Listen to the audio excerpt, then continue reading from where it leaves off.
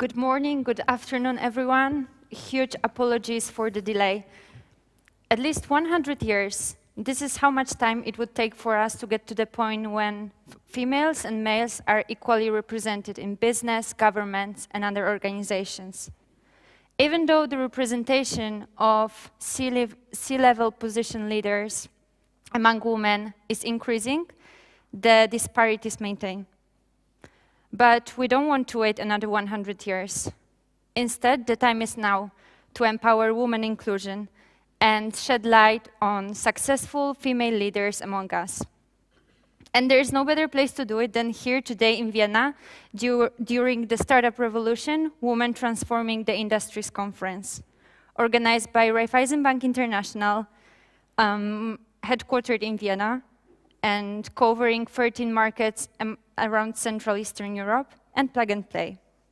My name is Kaźmierczak. I'm Ventures Analyst at Plug and Play, and I'm honored to accompany you during the whole duration of the conference. But first, I would like to tell you how it all started and how we made it here to Vienna. In a nutshell, Plug and Play is the biggest corporate innovation platform, connecting corporates with startups. Besides that, we are one of the most active early-stage VC investors out there. To date, we invested in over 1,600,000 startups, out of which 22 claimed the unicorn status. We have accelerated hundreds of companies and connected them to over 450 corporate partners. And one of them, Raiffeisen Bank International, is here today with us. Raiffeisen Bank International is a bank with 45,000 employees, servicing over 17.7 million customers throughout 1,800 business outlets. Today's event is organized together with Elevator Lab, which is the Raiffeisen Bank FinTech Startup Partnership Vehicle. And before I start with our intro speech from Dr. Andrea Gaal, I would just quickly like to walk you through the agenda of today's event. In the following 2.5 hours, we would cover 3 main topics: creating change for investments, creating meaningful partnerships in the world of connections, and doing business with the social good in mind. Female leaders and founders joining us today have years of experience and expertise in startups and tech-related industries. After the first panel, we would be honored to host our president of Plug and Play, Neda Amidi, dialing in straight from Silicon Valley. She would tell us more about how Plug and Play supports female leaders and founders through FoundHer initiative. Just to ensure the safety of the event, we are following the 3G rule. Everyone attending the event on site is tested, vaccinated, or recovered. Keeping the well-being of all the participants in mind, the attendees are joining us online via the Hopin platform. Without further ado, let me start the event. Welcome again. Make yourself comfortable and enjoy. So let me introduce you to our first speaker, Dr. Andrea Gaal. She is the Supervisory Board Member at Raiffeisen Bank International, Advisory Board Member at AI Quantum Terminal, and Professor at Webster University and Lauder Business School. In her career, Dr. Gaal put great emphasis on innovations, serving as International Managing Director roles in DACH, CE, and North America, in companies such as Sony and Sony Ericsson, and holding key roles in British and American startups. Thank you for joining. Thank you very much, Anna. It's a great honor for me to be here. Thank you very much for the invitation. It's a great pleasure. I think the startup revolution is a fantastic topic, and it's really important that we do discuss it today. This is a topic that's very close to my heart, and I really look forward to our fireside conversation. Excellent. We are also very excited to host you here today. So just to start, today our lineup is full of prominent and very inspiring speakers, and that we can consider actually role models. And in your experience, what role the role models play, and how important were they in your life? I think the role of role models cannot be overestimated. In my personal history, both my parents were actually true role models for me. Many people believe it's somebody like Bill Gates, but research actually shows it's usually people that are close to you in your home. And in my case, my parents taught me about leadership, assuming responsibility, and also about customer centricity. My father was managing director of a department store chain, and he always taught me, do the very best you can to service the customer, exceed people's expectations, give 150%, and I would think about passion, about enthusiasm, what you are doing. And when I was a kid, maybe 8 years old, after school, I would go to the department store of my dad, and you know, I was giving people sales pitches. I was in charge of the kassa, the cashier's desk, you know, of course, with a grown-up looking over my shoulder. So I was already a little bit involved in finance at that time, and I had my very early contact with customers, exceeding expectations, and it was actually a fun experience. My mother was also in business, and she also set a great example for me. She always encouraged me by saying, I have no doubt, you can do it. Later, role models in business also encouraged me by giving valuable feedback, helping you on the path of self-reflection. And for instance, one of my mentors was a serial entrepreneur, one of my bosses in North America. His name was Roger Fisher, and he always said, you can only miss the shots that you do not take.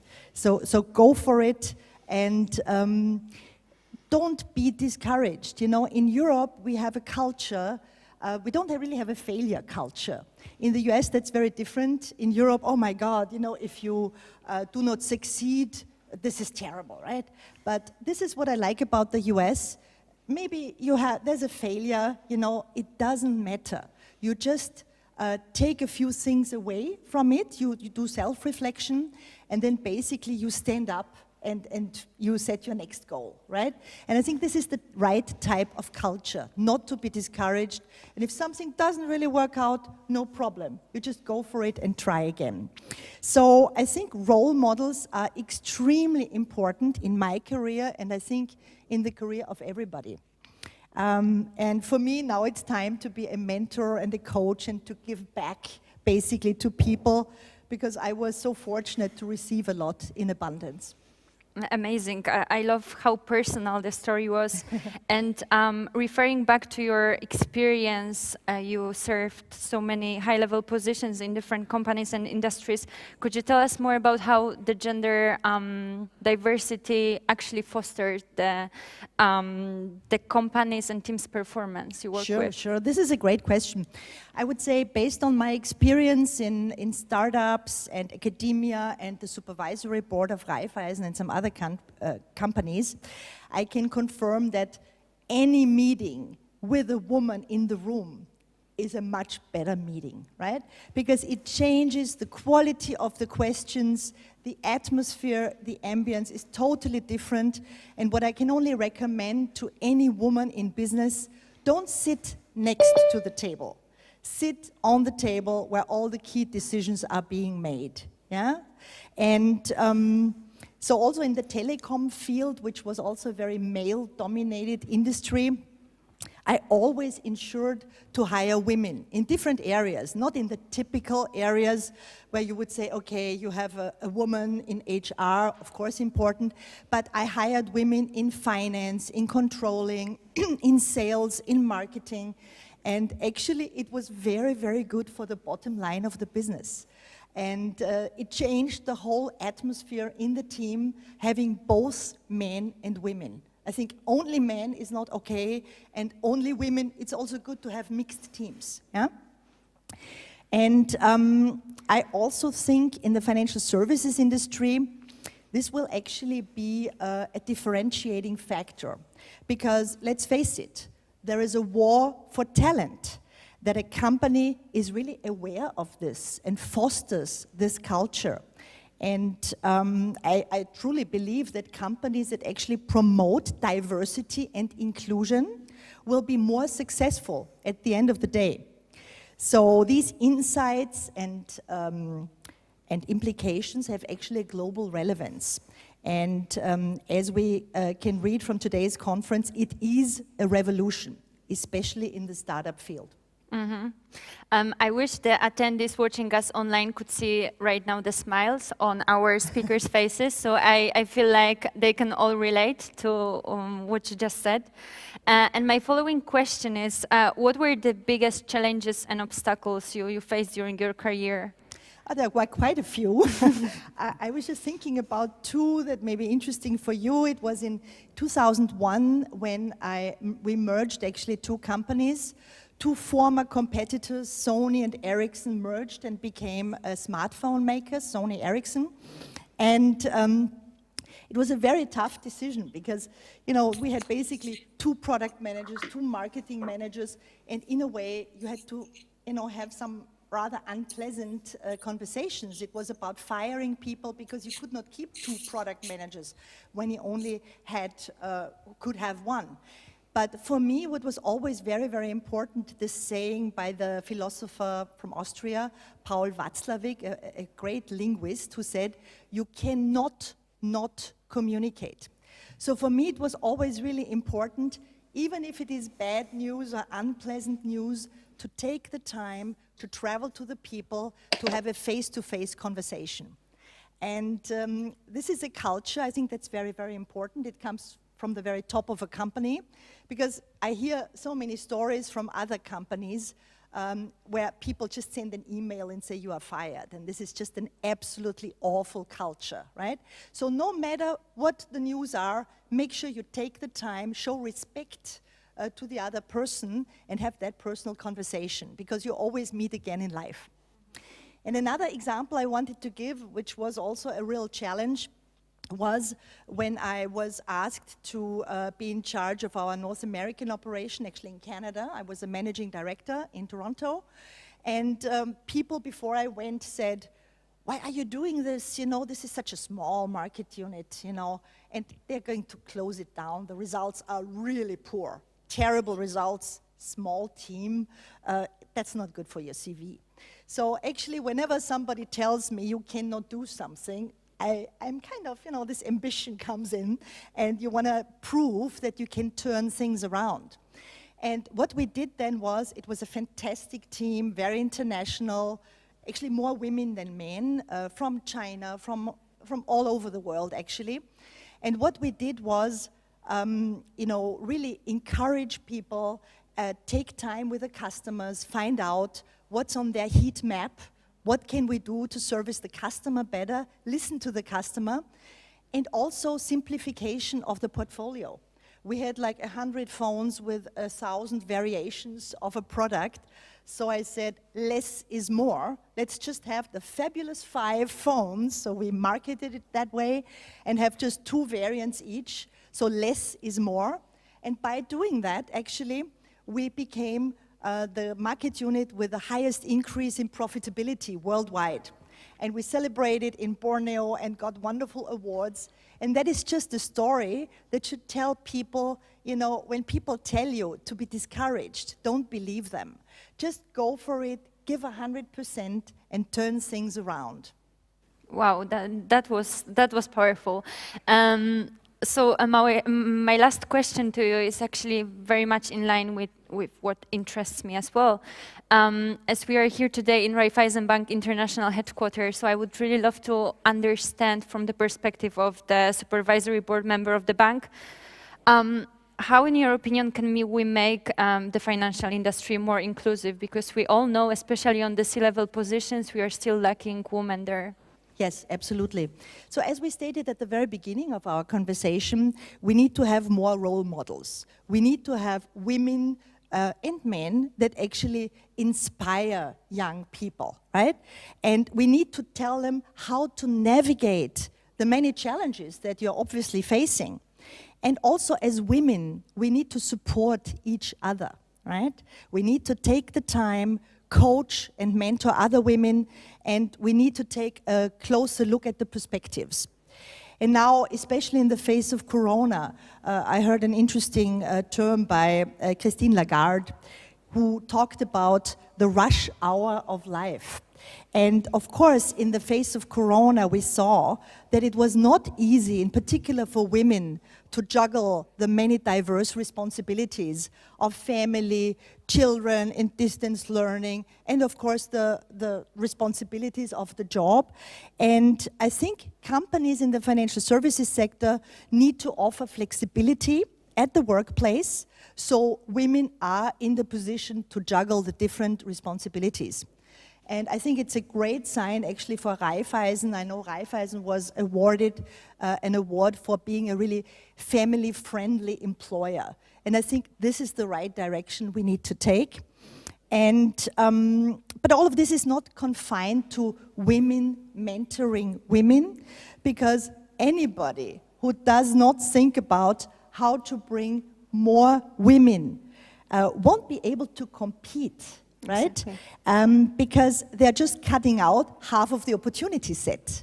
So it's also having more women in business, whether it's startups or in any team, is just simply better for the bottom line of the business.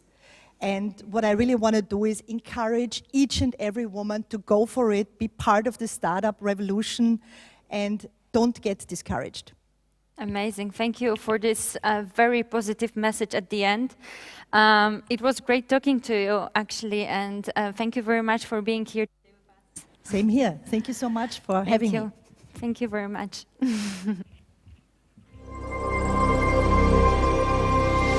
So, after touching upon the financial industry and gender inclusion, now more than ever, innovative technologies are fueling change and sparking new ways of thinking.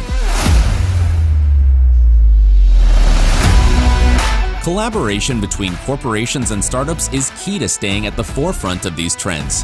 However, finding the right startups can be expensive, time-consuming, and ineffective.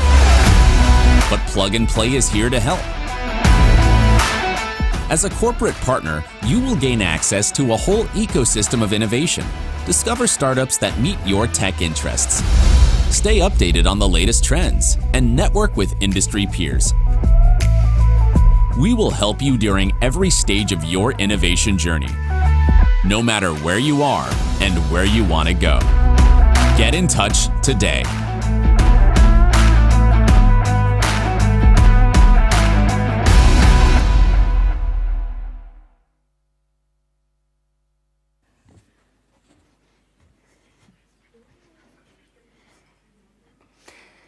After touching upon the financial industry and gender inclusion, we would smoothly move to our first panel, covering creating change for investments. Ladies and gentlemen, let me introduce to our prominent speakers. Joining us today in person, Kamila Gospodarek, Group Strategy Specialist at Raiffeisen Bank International. Hi, Kamila. Hi, take a seat. Neda Wöss, co-founder and COO of Female Founders and Austrian private equity and venture capital organization. Hello, Neda. Hello, thanks for having me. Dr. Narisa Chubidal-Au, founder and CEO of KogoPay.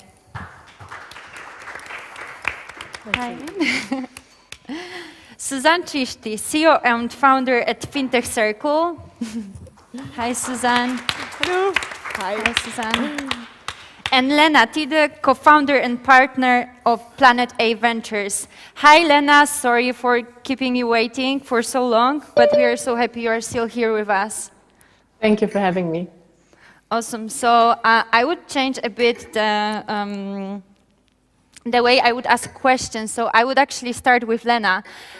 So Lena, I would be really interested in getting to know the perspective of a person who is a founder of the VC capital. And you are actually on both sides of the coin. So you raised the investment for your VC, but you also invested money into startups.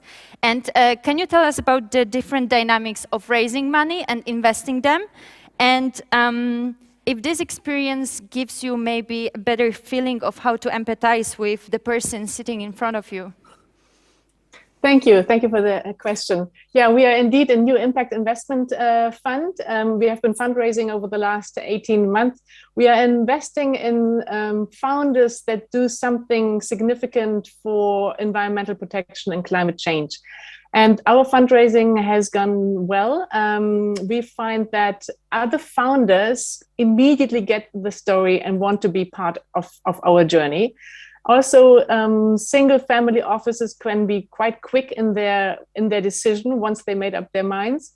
As soon as there are middlemen involved, like people who invest on behalf of others, like in institutions or multi-family offices, then our experience is that that might take a bit longer since the risk profile is a bit different. And they look at Planet A, for instance, and think, oh, first-time team, first-time fund, let's see what the others are doing.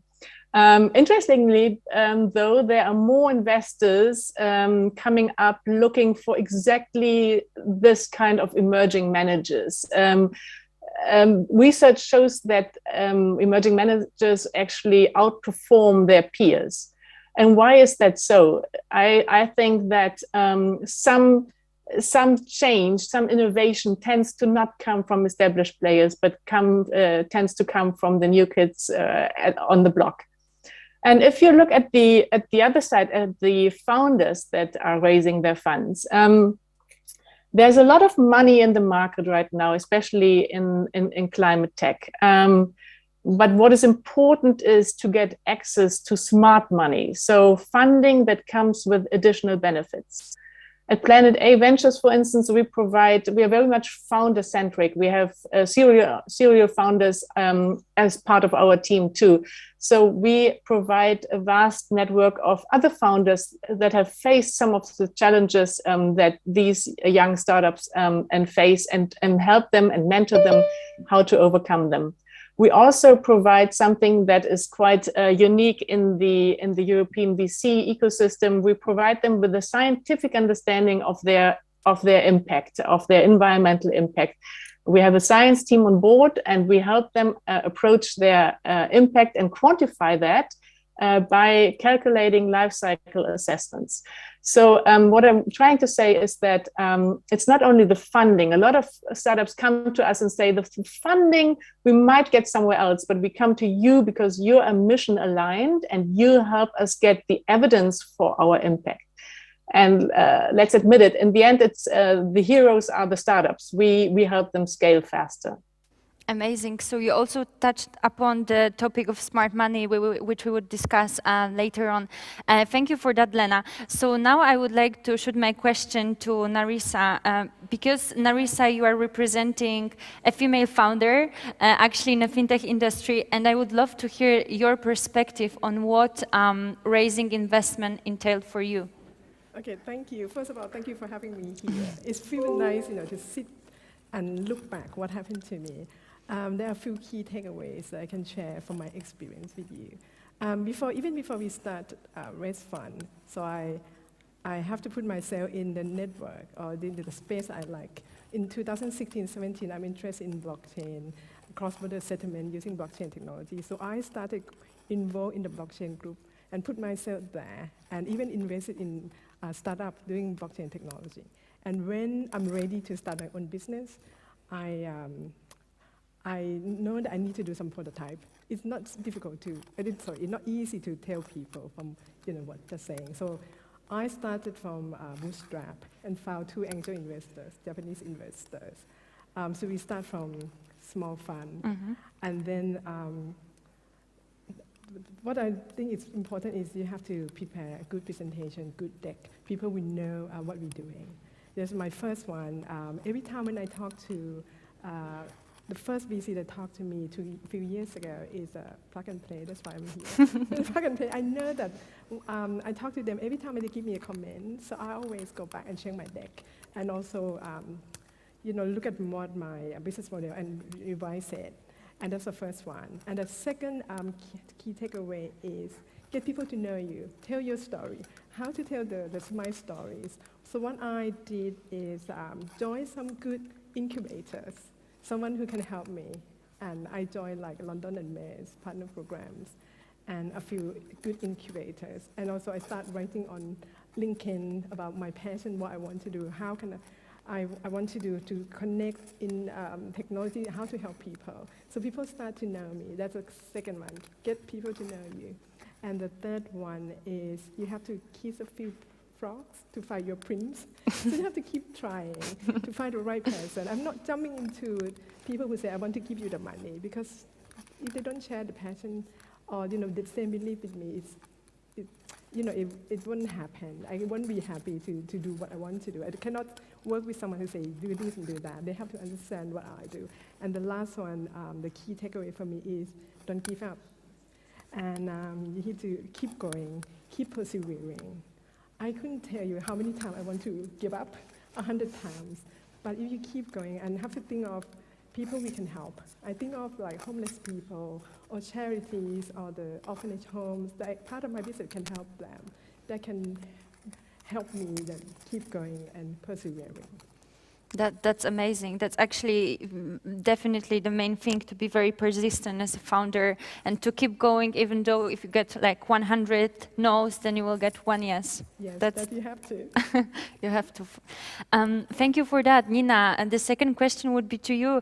As you have some really broad experience in backing the female founders, I would love to hear more about what challenges female founders face compared to their male colleagues, and what structural problems do you see in the VC industry right now? As we know that still the percentage of funding that goes to female founders is just minor. It is, yeah. I mean, thanks for the great question. I mean, so also for the audience, if we look at the distribution of global VC money, on an annual level, it's roughly 93% that goes to all male teams, and most of them are also white. So there are many, many aspects that we need to challenge and that we need to change if we want to make a difference also long term. And with female founders, as our name implies, we have put our focus on gender equality, and we are really talking to hundreds of founders from all over Europe every year. And the main topic that we are working on with them is fundraising. And also, don't get me wrong, fundraising is hard for everyone. So regardless if you're male or female, what kind of backgrounds you have, it's always tough. But unfortunately, and that's also what numbers show, it's particularly tough for female first-time founders.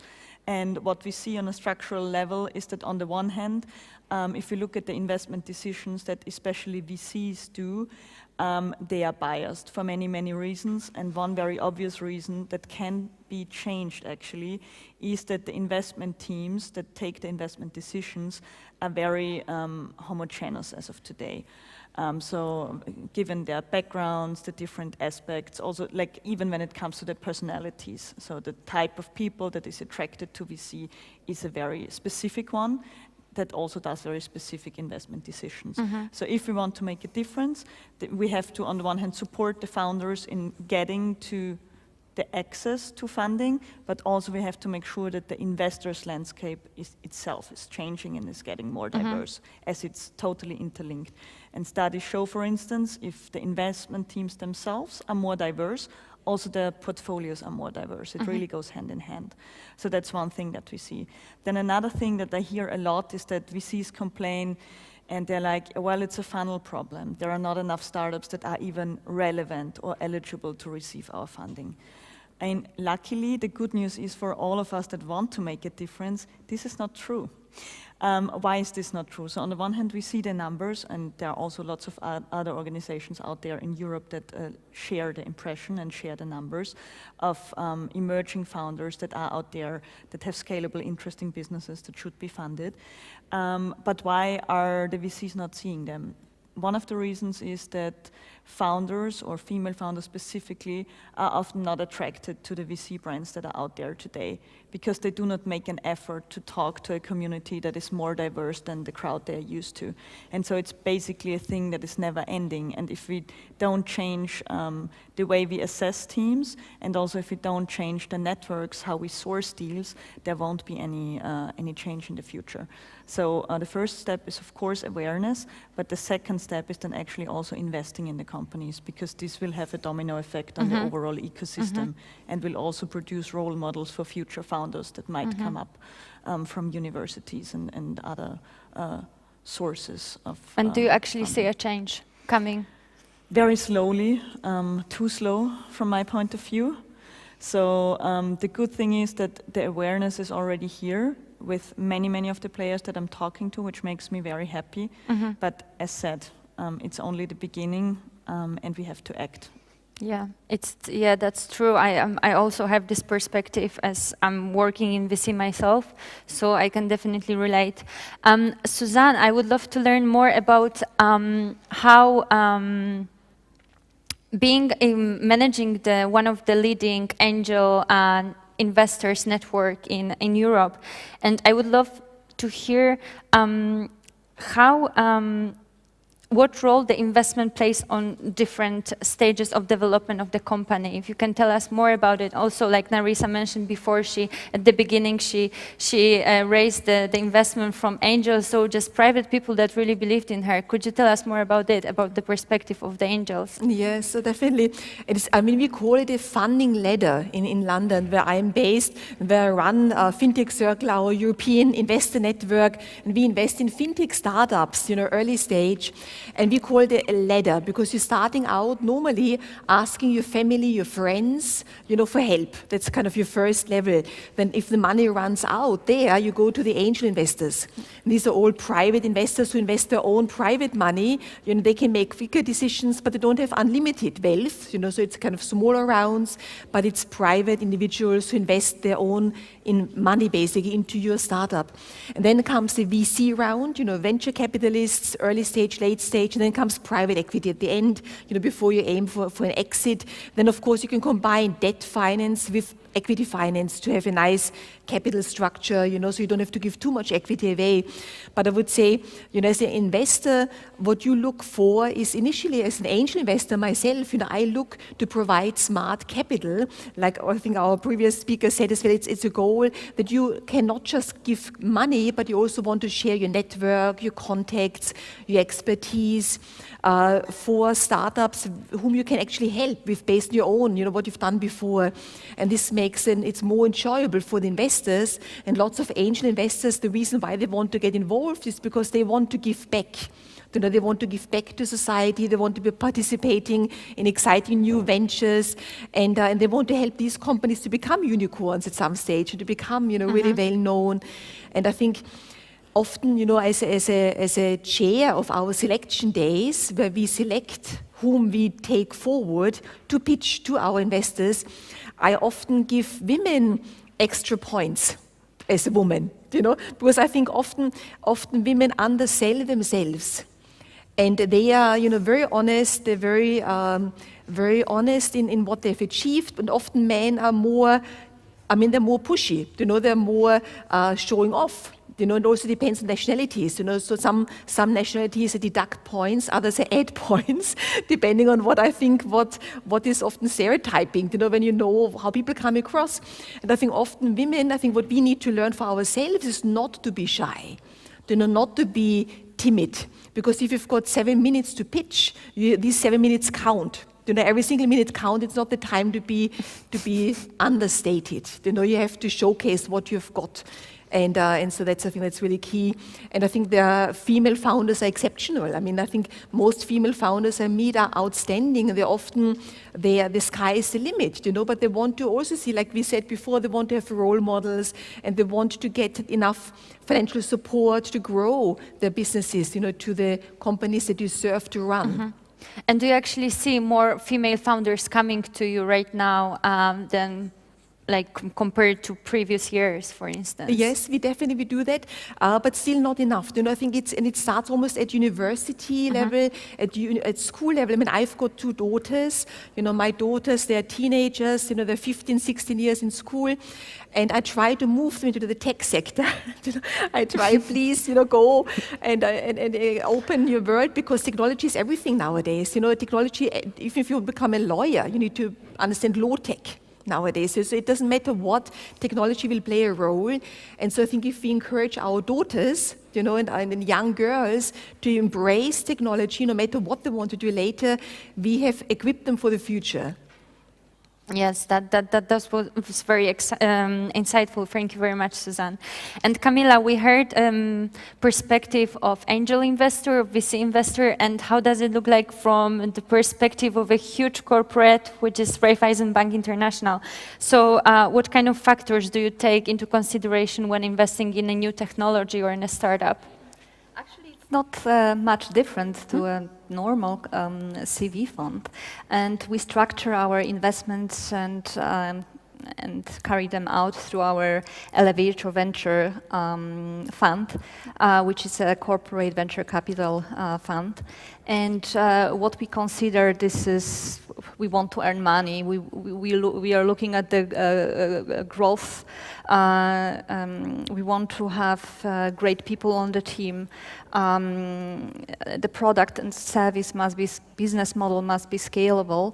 And we also take into consideration early signals that the team is able to monetize the business model and the solutions. Of course, what is different, and I should see two differences actually. Elevator Venture is actually a subsidiary of Raiffeisen Bank International. So it's very close to our strategy and what we believe in. This is the CE region, this is banking, and this is superior customer experience. So we would be looking into startups offering or actually making the service for our customers better, and which will define the future of banking. And also in collaboration between strategy and our investment teams, we look into the trends, we observe what is happening on the market, and we currently are very much into investing in embedded finance solutions, digital payment, ESG, fintechs are a big topic. When it goes for technologies, because you asked for that as well, where we see bright future, this is the application of blockchain technologies, especially for digital assets which have real-world connection. So these are topics also which are very close to us as a bank. And last not least, I think this is the most important factor. These are the execution skills of the team. And in our collaboration with Elevator Lab, a partnership program with FinTechs, we can test some of the startups and we can work with them. And actually out of those partnerships, we invested into fintechs in Pisano and the company. So it's also a great competitive advantage for us. And I think also for startups, because they get through us access to our banking know-how, to customers, to CE network. And it's also a tough area. And it's good to have a big partner behind you. Yeah, definitely. And could you give us some tip, and to the founders watching us out there, how to break into the bank actually when you are having a startup and when you really want to sell it to a big bank, or when you want the bank to invest in you, how to do it? Because I know that the barriers, the entry barriers are rather high. Well, I mean, I think it doesn't really differ to any other CV fund, and you simply have to be good and convince and show also that you can execute, and simply reach out to us. Great, great. I hope after this event we would have more startup reaching out. Thank you. Thank you for that. So, Nina, I would like to come back to you and hear more about the VC industry in general, and what trends do you see, and what change do you see, especially in Europe, in terms of the amount of money invested? Maybe you see some change, some transformation of the industry itself. So what has really been interesting in the last, I would say, 1.5 years, also during the pandemic, is that the funding volume actually went up even, because obviously at the beginning of the pandemic, it was like, okay, so what is going to happen? On the one hand, it's getting more difficult to assess teams if you can't meet them in person. On the other hand, there was, of course, worries about certain industries that might not make it through the pandemic, whereas at the other hand, there were also industries that, even had opportunities that weren't there before. So overall, it was a very interesting and exciting time even for venture and tech. But what we have seen is that the majority of the money that has been moved went into very big rounds of companies that were already thriving before the pandemic and that made their Series B, Cs and beyond in the last years. And there was less opportunities for founders that were just starting out, especially for first-time founders. So what we saw that the investment activity was really buzzing, and we also saw more unicorns popping up in Europe than ever before, and also in comparison to the other continents. There was more new unicorns created in Europe in that time frame. But at the same time, if you look at underrepresented founders, they had a much, much harder time to raise money. And what basically the last 18 months have shown us is how important networks really are if you are in the industry. And if you don't really know how to get into these networks, then you have a very hard time connecting. At the same time, we saw that deals can be made also without flying back and forth between cities. Definitely also lots of impact on how business is done and how venture can be done. But still, we should not forget that there are also, unfortunately, quite some downsides, especially for the communities that I'm working with. That's why I want to highlight that. Yes, that's very good that you're highlighting it. And talking about the network, Susanne, how do you see this change within the network of investors? So can you see any switch in focus in terms of how they invest, where they invest? Maybe you could give us some perspective on what happened during the pandemic. Yeah, I would say initially it was like what you just said, initially investors, especially angel investors, who invest in early stage startups, they thought they could not invest unless you meet somebody in person. Because that's so key normally to get a feel for the character, the personality, and if you can trust the people, the founders, and if they've got these strong personalities to be resilient in difficult times, if they can pivot, if the company needs to change strategy. And so people thought that everybody stopped. Initially, when I think back to March 2020, everybody stopped. Most investors just stood still and invested in existing portfolio companies, because your first priority was to ensure that nobody in your portfolio companies would go bust. That they had enough liquidity to survive the crisis. And then you started, after you guaranteed that your portfolio companies could survive, you thought, and if you had extra capital, how can I deploy that now? And then we saw for the first time rounds where people did not meet in person. Where everything was done on Zoom. You had maybe more Zoom calls, but you got used to Zoom calls and you got used to getting to know new people on Zoom.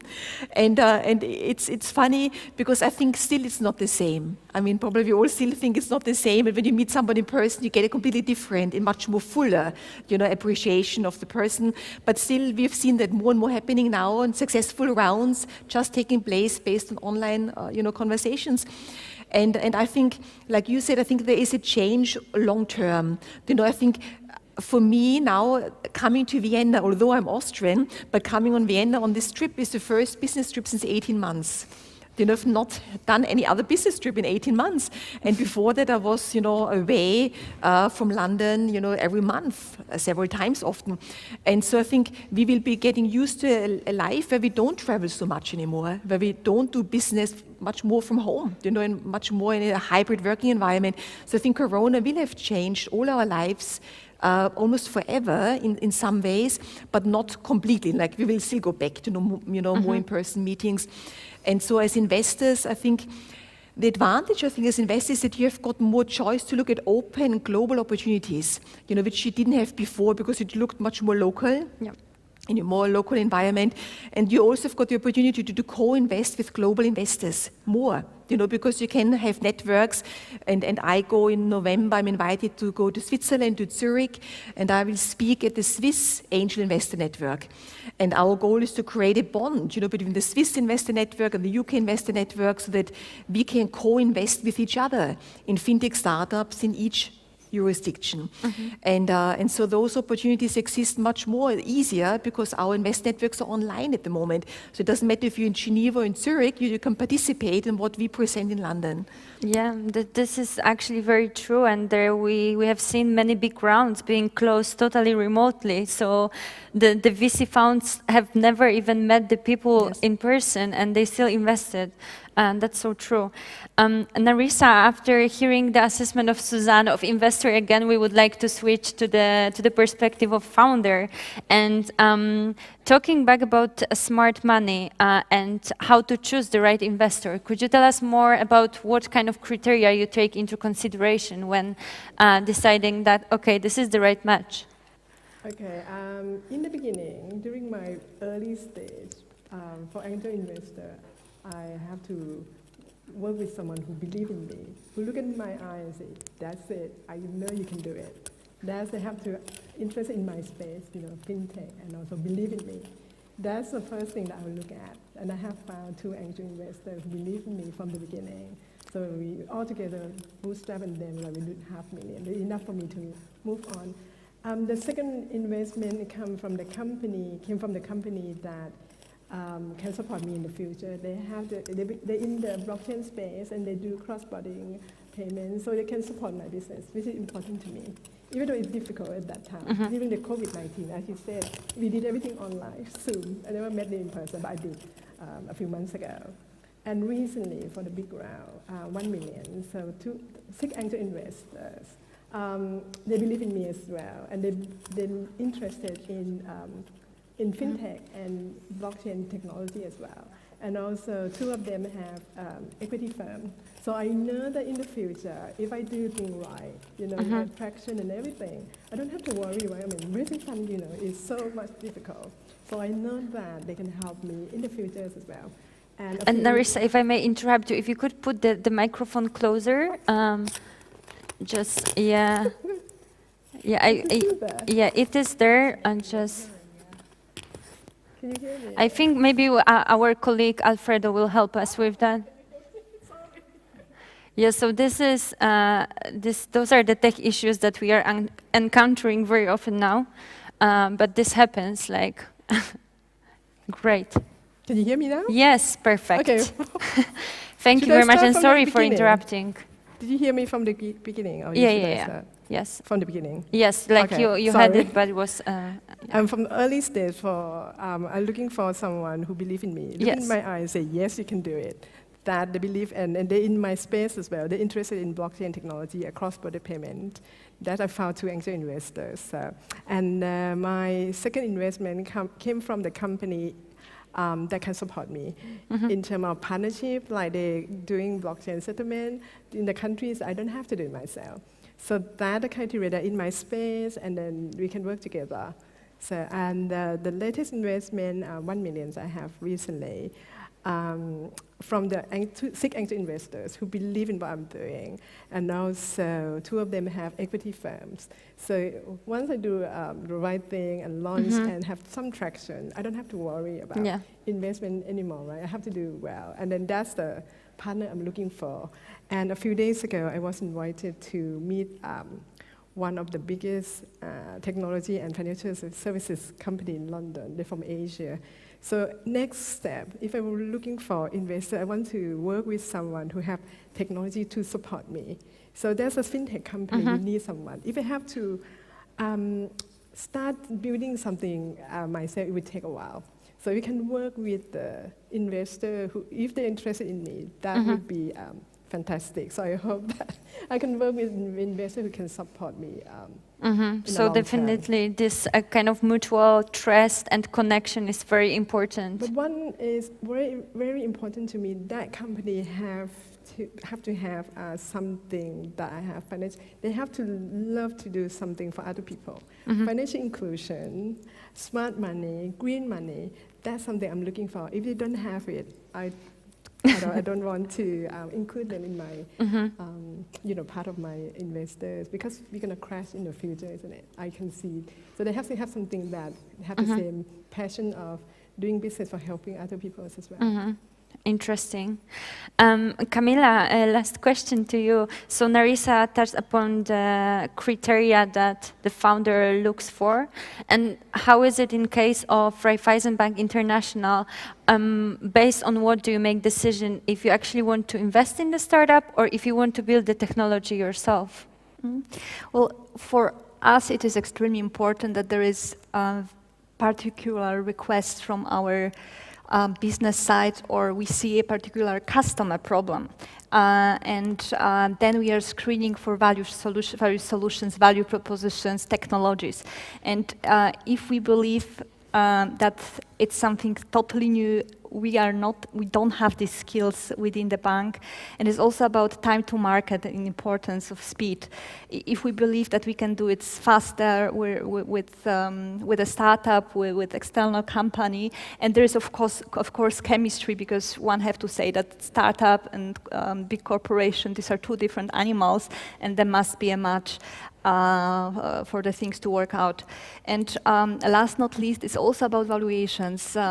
In one of my recent projects, we wanted very much to purchase a startup, and we looked into a couple of startups, excellent team, good value proposition, and we thought that it was perfect match because they have experience in building a value proposition in Europe, and they wanted to enter Central and Eastern Europe, but they were too pricey.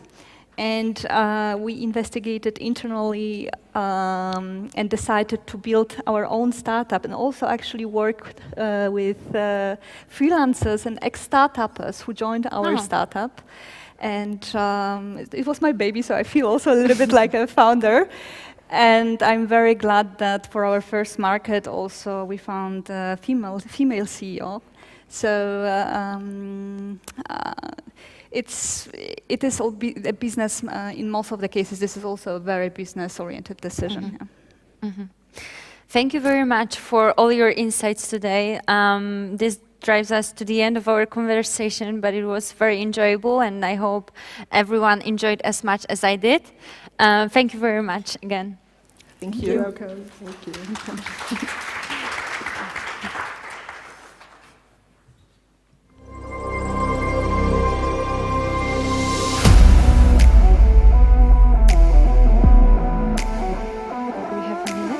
Now more than ever, innovative technologies are fueling change and sparking new ways of thinking. Collaboration between corporations and startups is key to staying at the forefront of these trends. However, finding the right startups can be expensive, time-consuming, and ineffective. But Plug and Play is here to help. As a corporate partner, you will gain access to a whole ecosystem of innovation. Discover startups that meet your tech interests. Stay updated on the latest trends and network with industry peers.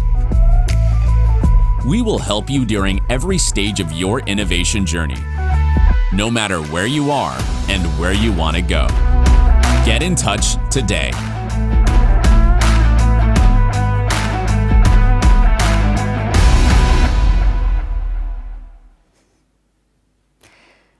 Now we would like to connect with our special guest, dialing in straight from Silicon Valley, Neda Amidi, president of Plug and Play, who will tell us more about how Plug and Play supports female leaders and founders through the FoundHer initiative. Good morning, Neda. The stage is yours.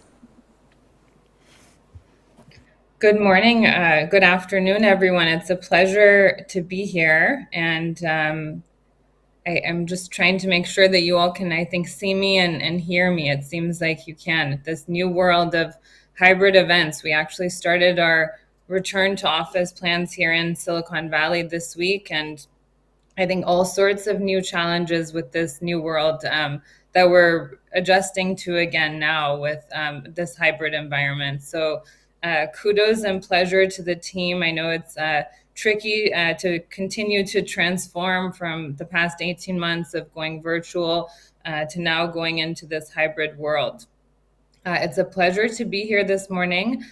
This topic is very near and dear to my heart, and I love speaking about D&I and speaking about FoundHer and the initiatives that we have within Plug and Play.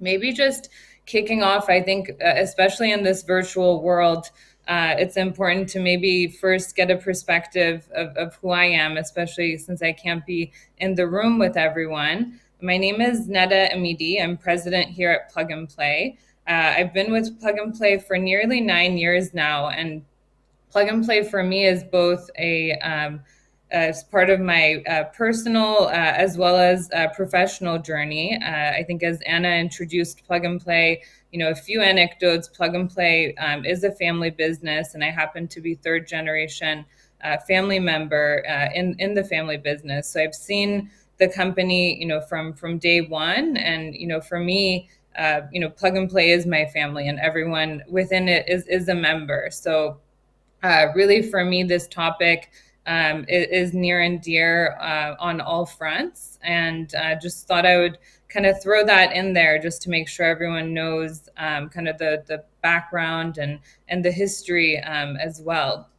And really maybe talking about the past 18 months, it's been quite a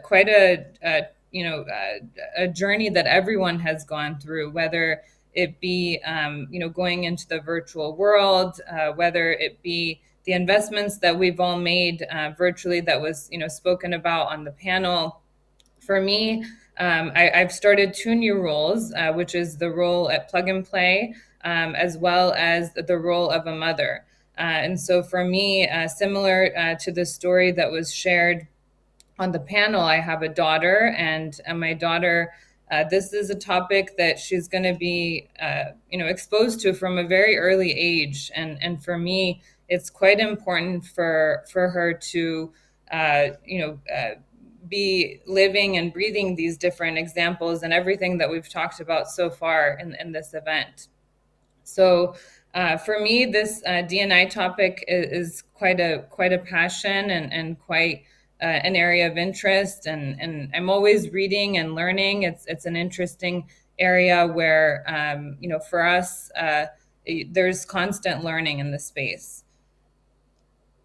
Apologies, the slides that are being shown are not my slides, but I'm happy to go off of these slides because I'm quite familiar. They're the Plug and Play introductory slides. I have the D&I slides that I'd be going through today. But happy to continue talking and continue just going more based on the topics that are pertaining today.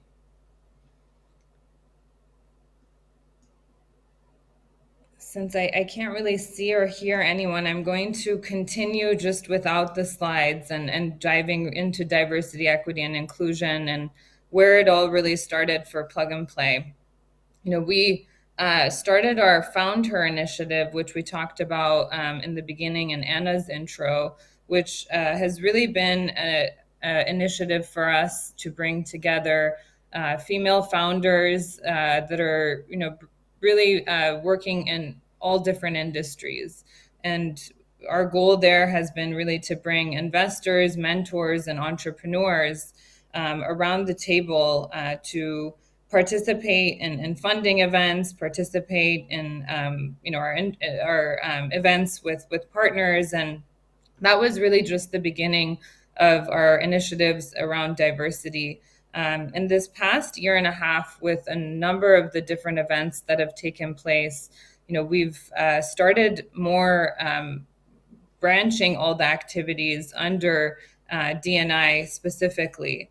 And if I can maybe share my screen, I don't know, it doesn't seem like I have that capability on this platform, but if we'll continue without the slides, I'll just keep talking, but hate to have that be the case, because our team put together some really great slides. But really maybe continuing to talk about more the timeline, this past year and a half with everything that happened, in the world, we did start to branch our activities more around, diversity, equity, and inclusion. And this was really when we started our other events around Black founders, around Latinx founders, and many of our team members really started putting together these events in a grassroots approach around the topic of diversity. And we've really organized now a committee around diversity and inclusion that's a global committee across our 500 team members across Plug and Play. And we've really made this more of a global initiative within the company.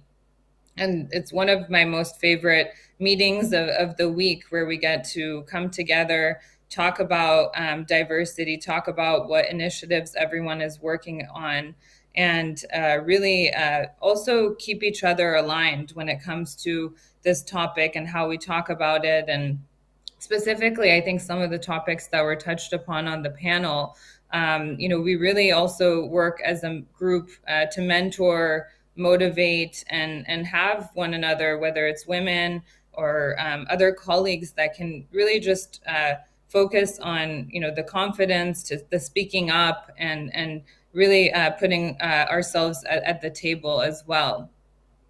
And so that gives you kind of a sense of the timeline that we've had. And going maybe into the next part, which has been really our values and our culture at Plug and Play.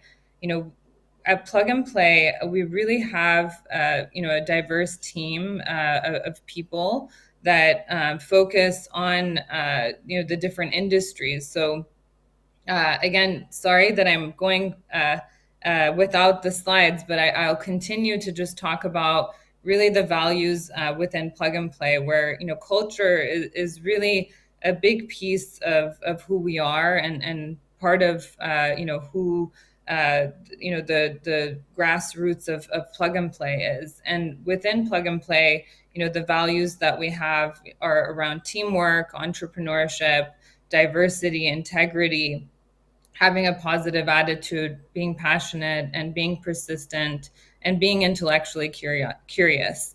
And these values and traits that we have within Plug and Play really are part of our foundation within the people that we have, and also the people that we interview, and the investments that we look for. Throughout the 9 years that Plug and Play, a big part of our role is investing in great startups. And the 3 pillars of Plug and Play that you did see in the slides that were up initially, are really part of our bread and butter, and how we initially got it started as an investor. We went into our corporate innovation programs, and we really view diversity as our 4th pillar. And so, those 3 pillars that you saw earlier, we have a 4th pillar around diversity, where we're really looking to both source diverse startups, but also have diversity be a part of our corporate innovation programs, a part of our events, a part of our team and our hiring process. And really, we see diversity as something that goes across all of Plug and Play, and really a part of everyone's thinking and ethos, and going about their daily routine. The next slide that I had was really just talking about diversity, equity, and inclusion, and what it means. I think here in the US, there's a number of different forums and events, and I always find it helpful to kind of bring that definition and really talk about it in the audience, to make sure that we all kind of have the same understanding. And so, for us, diversity is really the differences that exist in an environment. The equity piece is making sure that there's fair treatment and access and opportunity. And the third, inclusion, being that there's an environment that everyone feels welcome. And so, for me as a leader, when I'm, running meetings or when we're in person, those three things are something that I always try to moderate in a room and to make sure that, everyone feels heard, everyone feels welcomed, and that, we really look at everything through that, diversity lens that really makes us unique as well. Going into maybe our goals, we've set both internal goals as well as external goals around diversity, equity, and inclusion. Really, our internal goals have been around setting up a diverse team that reflects the different communities that we serve globally. Around equity, really supporting our employees in the workplace and ongoing commitment to learning and development. Around inclusion, fostering a culture of inclusion where employees are welcomed and empowered to be themselves and making their voices heard. And then really externally, the goals on diversity have been to invest in diverse teams and founders. Around equity, it's been really focused on events and corporate training and ecosystem building as well. And then lastly, around inclusion, it has been around connecting diverse startups in the focus areas that we operate that are applicable to our corporate partners. Next has been really our D&I statement. And again, I don't mean to read through all of this. I think we can make these slides available afterwards. But for us, Plug and Play's mission is really to drive innovation by connecting entrepreneurs, corporations, and investors worldwide. We believe that diversity drives innovation.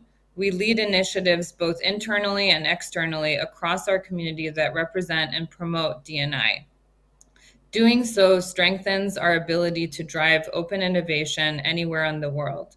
So we're building an ecosystem where our differences are our strengths.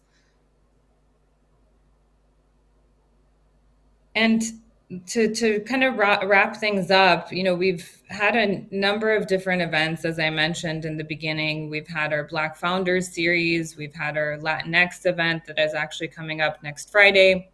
We have our FoundHer events that all fall under the bucket of D&I. We also have Women Leaders in Supply Chain, an event that's in December. So, numerous different events that are also coming up in the weeks to come. And lastly, just talking about our committee, I've been joined by great individuals, both from our different functions and teams globally to really drive our diversity initiatives forward. And really creating that safe place where we all communicate and mentor and learn more around the topic of D&I.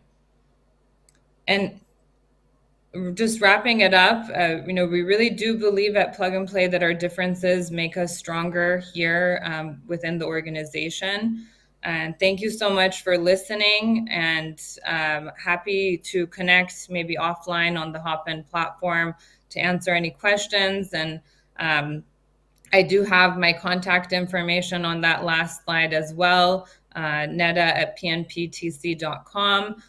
Again, it's harder to connect in this virtual world, so happy to also connect via email or via the Hopin platform. And thank you again for having me here, dialing in from Menlo Park, California. Thank you, Neda. It's really exciting to be part of the organization which supports female leaders and founders so much. After this insightful pitch, we would like to move to our second panel today on creating meaningful partnerships in the world of connections. Let me introduce you to my colleague, Julie Dvorakova. She's representing Plug and Play Vienna office, and she will be moderating the panels today, the following two panels. Welcome on stage, Julie. Thank you, Anna, for the nice introduction. And thank you to the Plug and Play Frankfurt team and to Raiffeisen Bank International for having me today. It is actually a real pleasure to be here on stage with so many successful and inspiring women. So please, without further ado, let me introduce to the panel Elma Saric. She is the strategic... Hi, Elma. Thank you, Julie.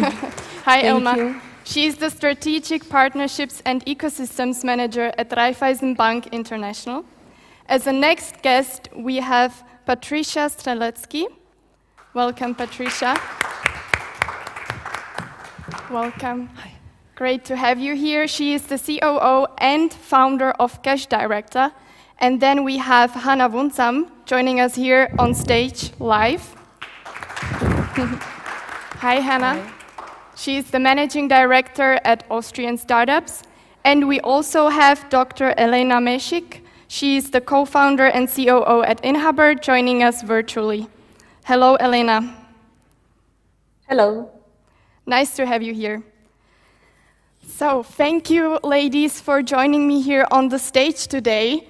We are going to talk about partnerships, and we are actually going to talk about partnerships between startups and corporations and how we can build these partnerships in a meaningful way.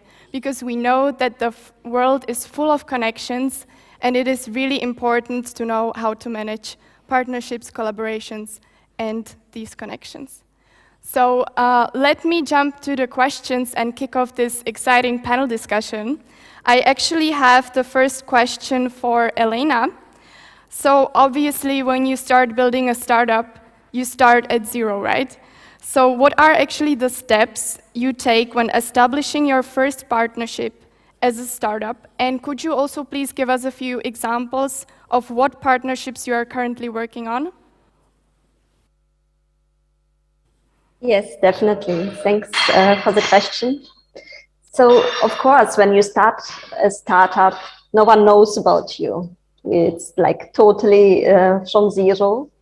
And usually you also don't have the funding to make a lot of advertisement, to do marketing. And it's all up to you and maybe your co-founders to get on stage, to talk, to present it to a lot of people, just to shout out. And that's actually what we are doing until today. Yeah, trying to find possibilities to pitch, to be invited to conferences, to get to know a lot of people, to enlarge the own network. And as further it goes, as easier it becomes. So we get to know more and more people now. And people are coming to us, starting to connect from themselves. But initially it was, of course, very challenging. So I learned just to go up, stand up and talk and go to people I wouldn't know, just to get to know and to see how it continues. And regarding partnerships, I would say at the beginning it was every person, also, let's say customers are partners, because when you are creating a software, a product, you need partners to help you from the business world to develop this product. And so the partnerships evolve. And what are we actually doing? So we have a contract management solution based on AI and blockchain. Yeah, and because we are a research and development startup, we have different milestones which we need to we need to achieve. So the first milestone is artificial intelligence, with which we can actually go and inside of contracts look for certain information within contracts. And for that, of course, we needed a lot of partners to check our AI, to highlight the information within their person, like their company contracts. And so we are blessed to actually have been able to find these partners, but it's definitely not a simple process. And to your second question, right now, the next milestone we have, the next goal are smart contracts and the execution of contracts based on smart contracts. So in a way, connecting contracts to the reality And here we are right now talking to various companies from also financial industry, from construction industry, energy industry, in order to find the best use case to start with. So what are the best, like the highest benefit we can reach with our smart contracts? Yes, thanks a lot. I think it's, yeah, that's my answer. Thank you so much for your answer. And my next question is actually to you, Hannah. So you are actually a startup founder yourself, and right now you are working at Austrian startups, and you help founders to build partnerships, right?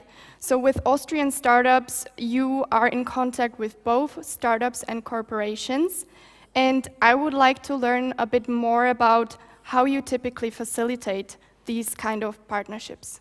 Absolutely, thank you very much. Austrian Startups is a startup platform and think tank for entrepreneurship in Austria.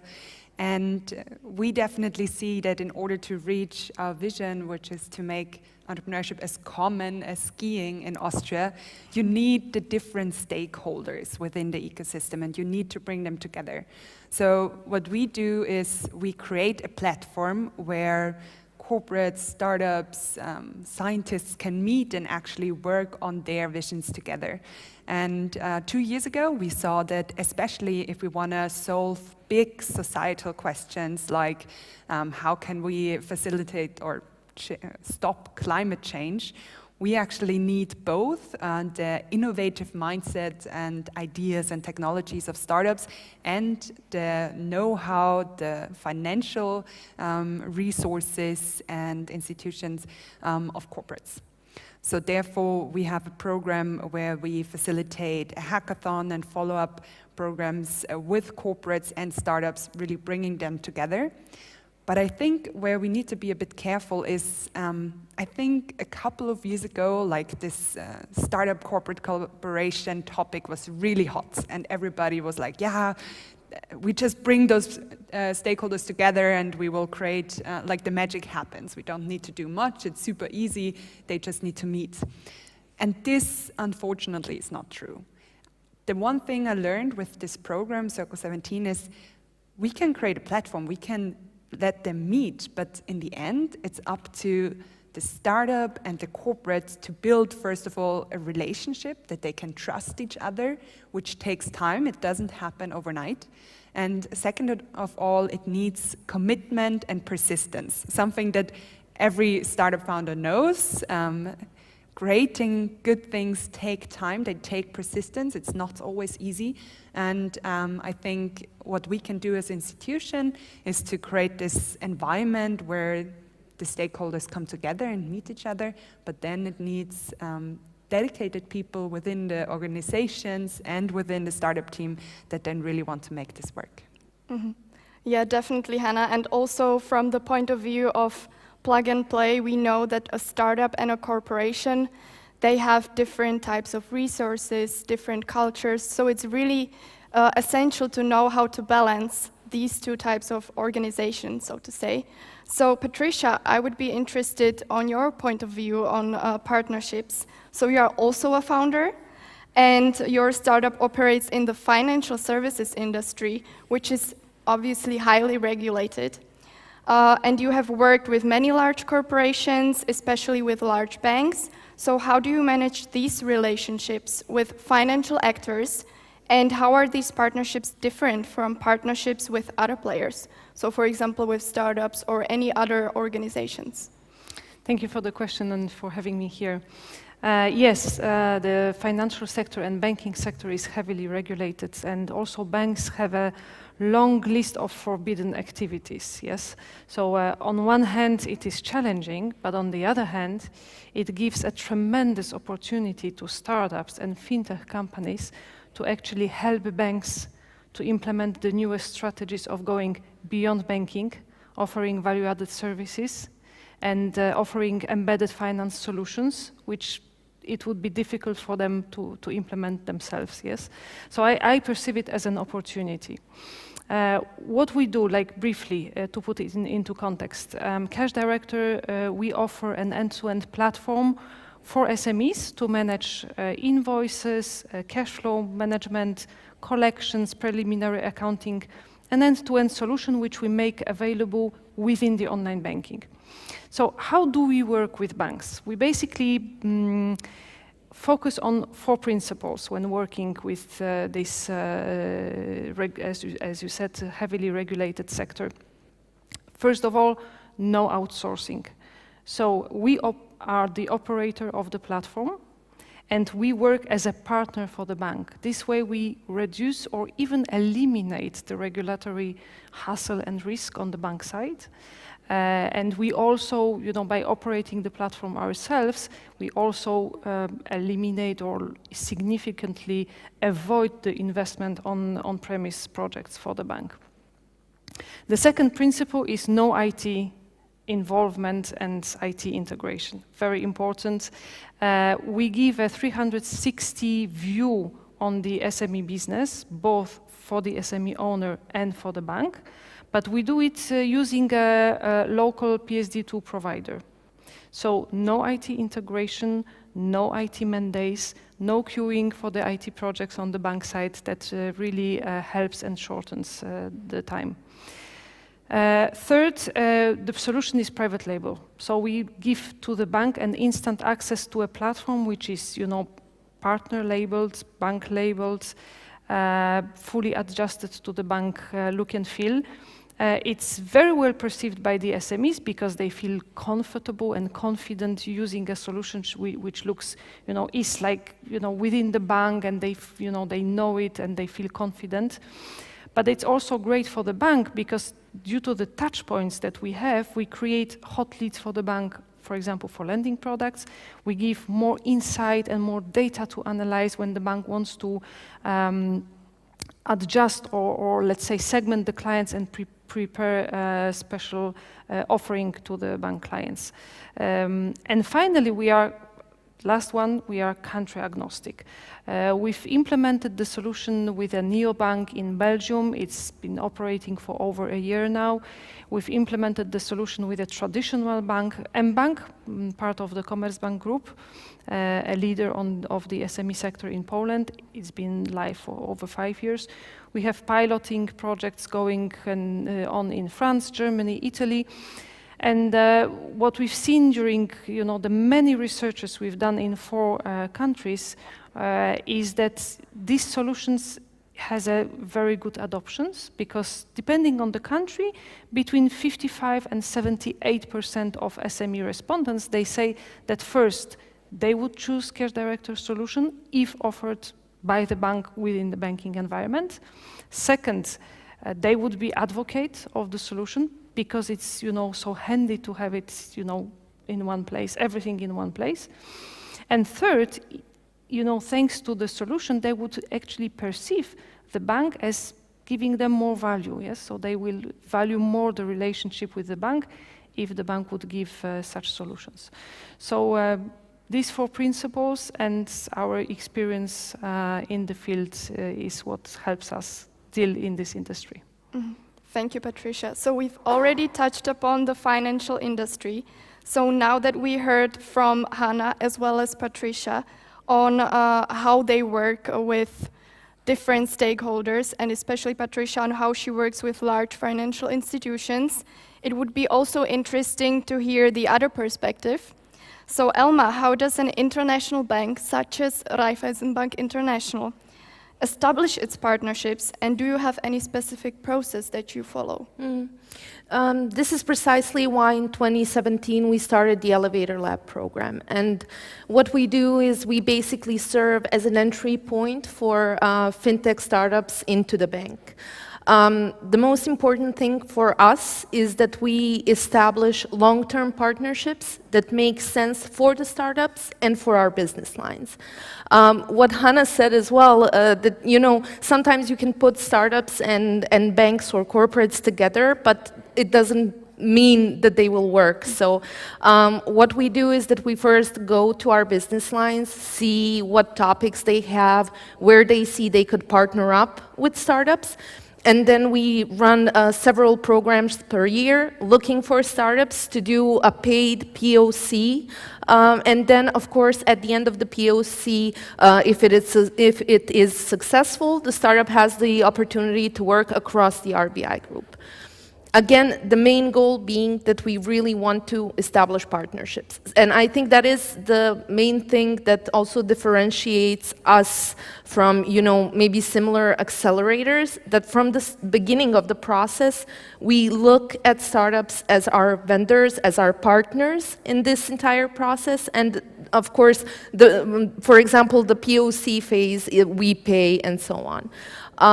When we started in 2017, this program was just one unified program that we ran here in Austria. And because we are spread to another 13 markets in the CE region, over the years, we adapted to the market needs, to our network bank needs, to startup needs. So starting from that one program, now we have 3 different kind of programs that we do. One is a partnership program for global startups. Second one is regional challenge for regional startups. Third one is bootcamp, through which we support early stage seed startups. Through all of this, I think that, at least I'm very proud to say that now we have 25 partnerships signed over the last 4.5 years, and this all came through this process. So this is what we do. For example, now we just closed our track in Raiffeisen Bank Bulgaria that was hosted by Raiffeisen Bank Bulgaria, and now we will start with the video pitches of the startups and so on. We are also opening a new track on Monday for the applications with our Tatra Banka in Slovakia, focusing on engaging mini apps in banking application. Then we have our regional challenge upcoming as well on Monday and so on. Another thing that I would like to talk about is this is one aspect in which we like to create partnerships. Others are, you know, just participating in the community, in the ecosystem. We also launched our FinTech Atlas this year, where we collaborate with startups. We give them space to promote themselves. We also have our FinTech database, which serves as, you know, this general big database of startup information that is used all over RBI Group. So I think that these are always, there's no one way that we work, and of course we change through the years. But yeah, through all of these and through the Elevator Lab program, this is how we establish partnerships and how we work towards it. Thank you, Elma. It's actually also very interesting how many pilot projects you were able to launch since 2017. 25 is a really high number, so congratulations for that. And now I would go back to you, Patricia, and I have a question. So large corporations often have longer cycles, for example, for sales. And I was wondering, how do you cultivate those relationships and partnerships over multiple months or over multiple years even? Yes, that's true. Large corporations, also banks, have long cycles. But we at Cash Director try to shorten the cycles, at least in the implementation phase, and then continue during the project life cycle. So what I mentioned, our approach of offering a, let's say, private partner label solution and be the partner to the corporation is what helps us shorten at least the sales cycle, yes, and eliminate the very, you know, difficult aspect which usually is related with heavy IT integrations or on-premise projects. That's one thing. But second, opposite to IT system vendors, like purely providers, vendors, we work as a partner. So the bank is managing the relationship and the cooperation terms. However, we manage the project and we operate the platform. And this is throughout the whole, let's say, project life cycle. And in this, let's say, model, what is very important that the bank and us, we share the same, let's say, goals, yes, the same new business or new revenue or monetization goals. So first of all, we have a revenue share model in the corporation. Second, through the touch points, we provide banks with hot leads for products, and we are also remunerated, and we have this joint effort of attracting new customers to the bank, so attracting new customers and cross-selling to existing customers. What we do, we operate the help desk for the bank users. It's on our side. We also train the bank sales team to be more efficient in offering value-added services to the banking clients, which is outside of the regular, let's say, banking life. So yes, in the phase of implementation, our knowledge of, let's say, IT, legal, compliance, security, and how to work with those departments in the bank shortens this implementation cycle. And then through the lifetime of the project, close relationship with the sales team, marketing team, product team of the bank, and really, you know, work as one team, share the same goals is what helps. So just to finish, let me give you an example with this leading SME bank, mBank. We've been working for almost 6 years now, very successfully. And the bank has actually published data that thanks to this embedded solution that we are offering, they increased new SME customer acquisition by 25%. Clients that use our solution, they actually doubled the number of transactions they do in the online banking, because it's so convenient to have, you know, the solution in one place, everything, you know, under control for the SME owner. So altogether, the mBank is actually valuing this corporation like at the level of 20% revenue all in, 20% revenue increase all in for the SME segment. So quite successful, I would say. Impressive. Thank you, Patricia. So now back to Elena. We have covered the corporate side in a fair amount of detail now. So Elena, you have both founded a startup and an NGO. How does the approach of building partnerships differs between the two? Yes, thanks for the question. And yeah, in a way, it's very different, because as an NGO, as a founder of NGO, you have like a big idea, and my background is I did my PhD on tropical forest conservation, and I have spent several months living in a forest community, and that was also the goal of my NGO, which is still existent. It's just not as active as it used to be, because I founded the startup Next, and so a lot of people actually feel connected to this topic of conserving tropical forests against illegal logging. So here it's easier to get in touch with actually a broad audience and a lot of partners, but you are dependent on donations. And that's actually what I didn't really like about continuing very actively the NGO, because at the end, in my understanding, a sustainable business, a sustainable NGO should rely on a way of exchange and between company and NGO. So that's what I actually have created right now. So with the startup we have in Haber, we do contract management based on blockchain, and we can actually provide a sustainable and transparent supply chain. And from that, I do see like a lot of differences when you are relying on donations and partners who are providing some funds. So you need to get results, of course, you need to show, to provide, but there's no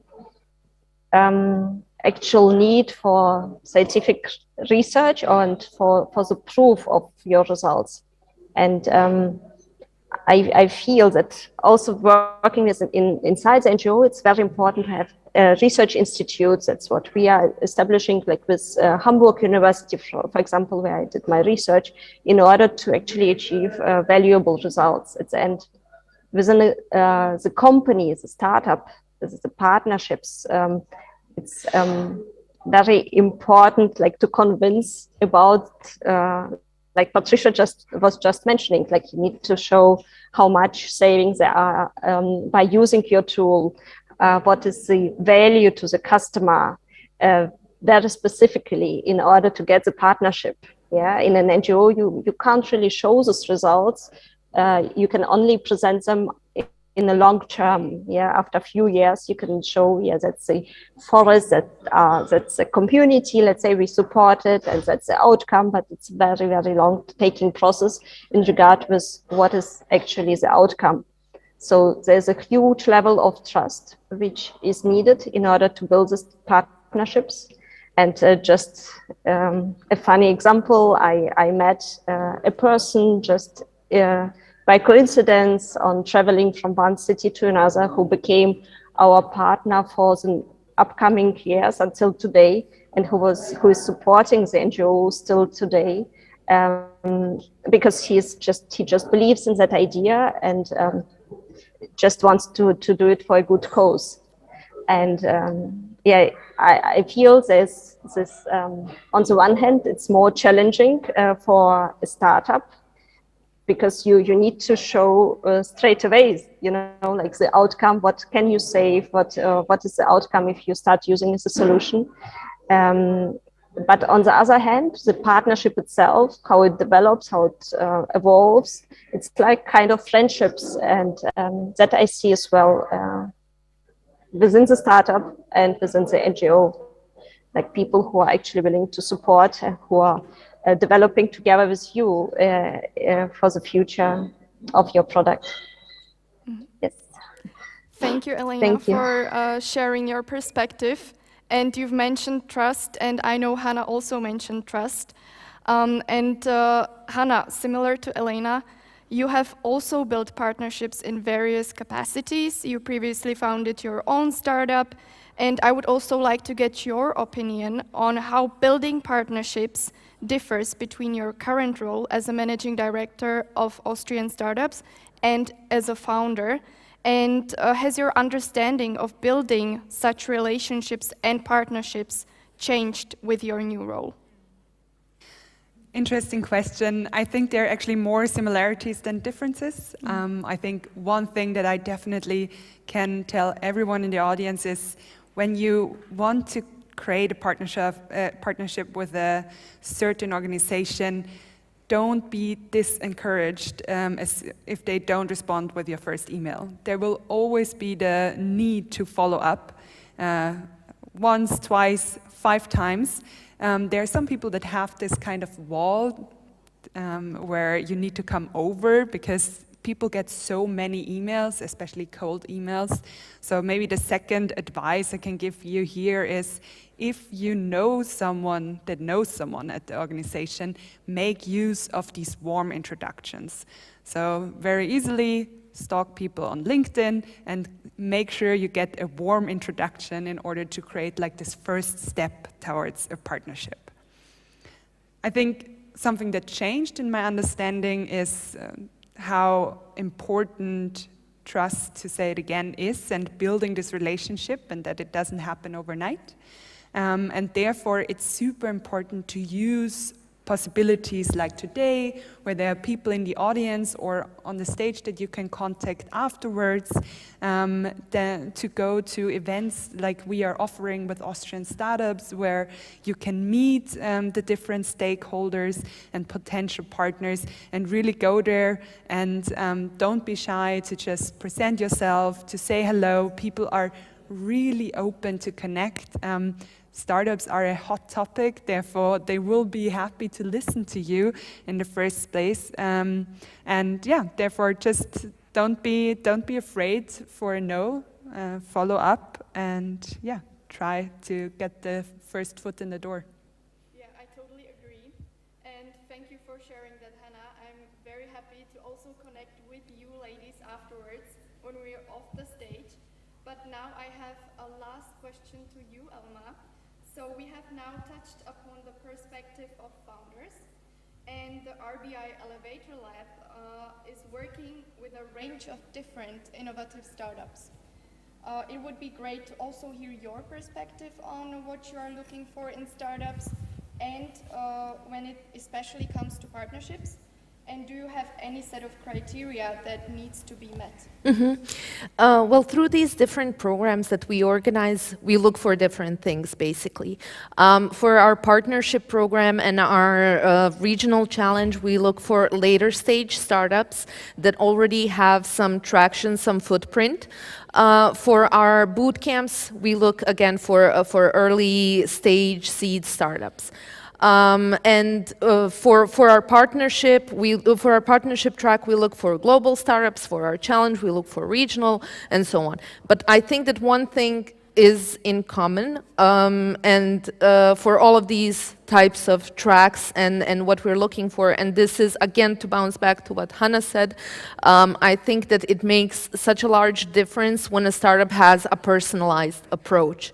So when you're applying to a track or you're contacting, a partnership team, you don't have just one PowerPoint that you're sending out to everyone.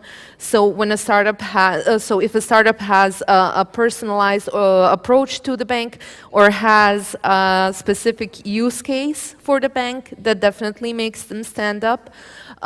In these kind of soft skills, what we're looking for is proactivity and a committed team, as well as one of the most important things for us is the product that can scale all over the CE market, and a startup and its founders are also willing to work across the CE region, because again, that is one of our main goals, these group-wide partnerships. Thank you, Elma, for these concluding words.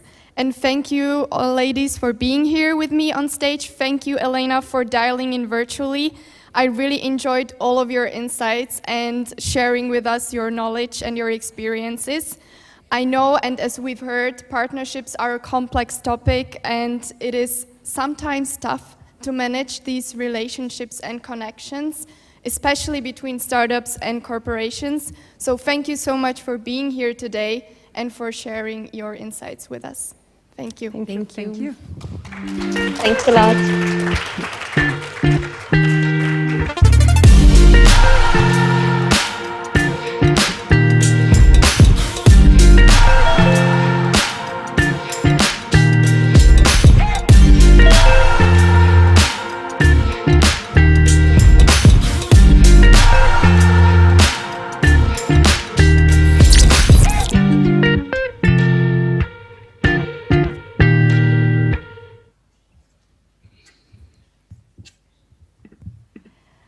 So now back to the virtual audience. If you enjoyed this panel, you can always connect with the Plug and Play team, and they will be very happy to make an introduction for you. But right now, let me move on to the next panel discussion. And we will actually talk about one of the most talked about topics in the recent years in business, and that is, you've guessed it, sustainability. So please let me welcome on stage with me today in person, Christina Wöffel. Hello. Welcome, Nice to meet Christina. you. Nice to meet you Nice too. to meet Please you. take a seat. Thank you. And we also have two panelists dialing in virtually. So let me also welcome Constance Trautwein, co-founder and chief product officer at Impact Nexus. Hello, Constance. Hello, great to be here. Happy to have you here with us as well. And our last panelist, Clotilde Venero, she's actually Plug and Play Ventures analyst in Paris. Hello, Clotilde. Hi, it's great to be here. Great, thank you, ladies, for being here as well with me today. Sustainability is also a very broad and general and complex topic, and I am sure that the audience, including me, cannot wait what you have to say about sustainability, social and environmental responsibility, especially from the perspective of a corporate, a startup, and a VC. So let me start and deep dive into the questions today. So my first question actually goes to Christine. So large corporations such as RBI have started to put more emphasis on sustainability in recent years. So what steps does RBI take to become more sustainable, and how do you align your activities with ESG targets? So thank you very much for having me here and to talk about this really hot topic today.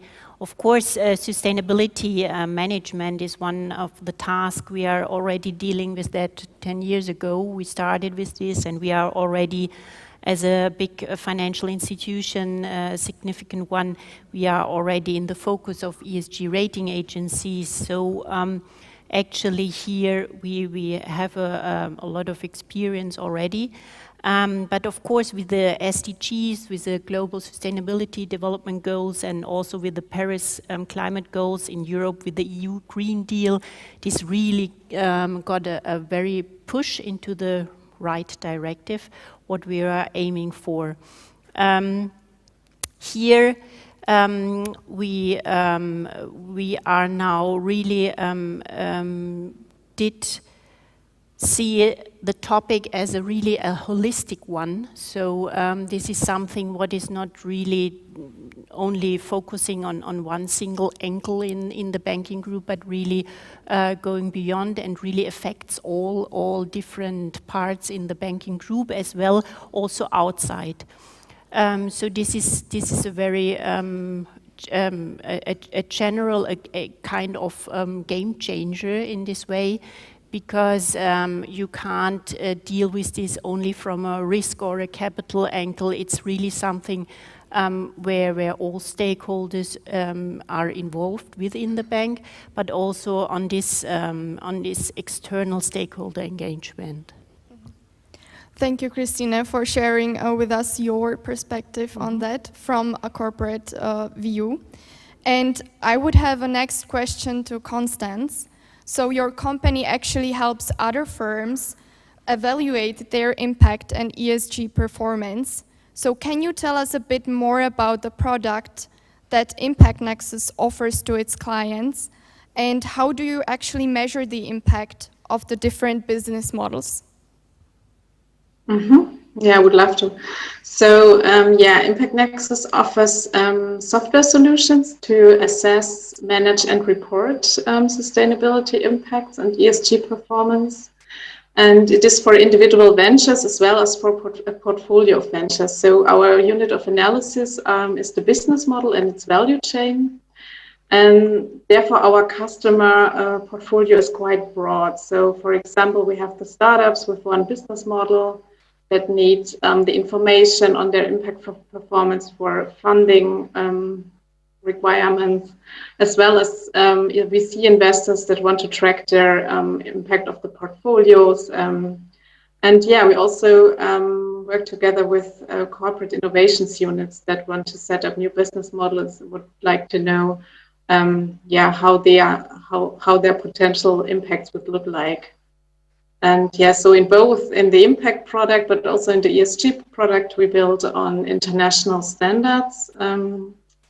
So this also leads to, I think, the second part of your question, so how we measure the impact. So we build for the impact product, we build on the impact classification logic of the impact management project, which is an internationally accepted framework for evaluating if an investment meets important impact objectives.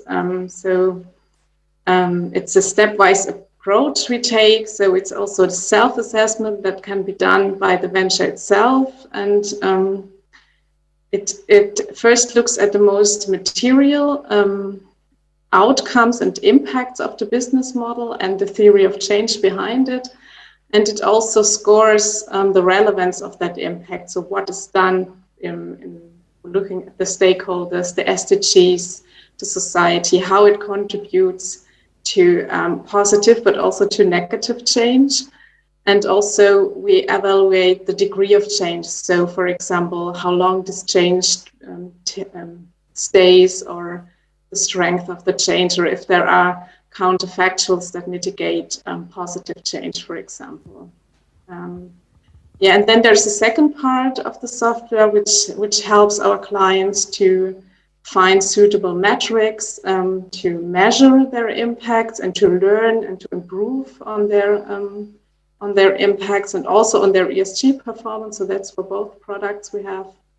And yeah, and there's also some features, for example, benchmarking features that really help to manage impact KPIs and impact OKRs, but as well as ESG performance, and which help our clients to accelerate their positive change. Mm-hmm. Thank you, Constance. So you mentioned materiality as well. And I know that sometimes in terms of sustainability, or when you're talking about calculating the impact that a business has on the environment, you also have to take into account materiality assessment. So it's very nice that you also mentioned it. And now we're also going to take a look at sustainability from the startup's point of view. So Clotilde, I have a question for you. So there is actually an increasing number of startups that focus on fighting and mitigating climate change. So what role do you see startups play to reach the net zero carbon goals of the EU and other countries?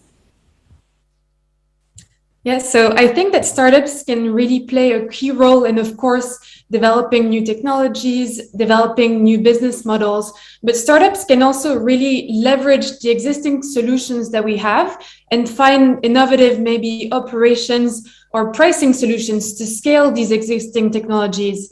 So to illustrate this point, I'll just give an example. In the solar industry, for example, companies like Sunrun in the US or startups like Solarmente in Spain, they're trying to scale the residential solar business, not by innovating on the solar panels themselves, but really by providing new financing and customer journey solutions to scale technologies that exist, the solar panels. And startups, we really see them as challengers to the incumbent industries, as being able to challenge the status quo and disrupt the businesses, which is very important in the context of the climate crisis and all the changes that we need to bring to the economy for increased sustainability and to be able to reach net zero.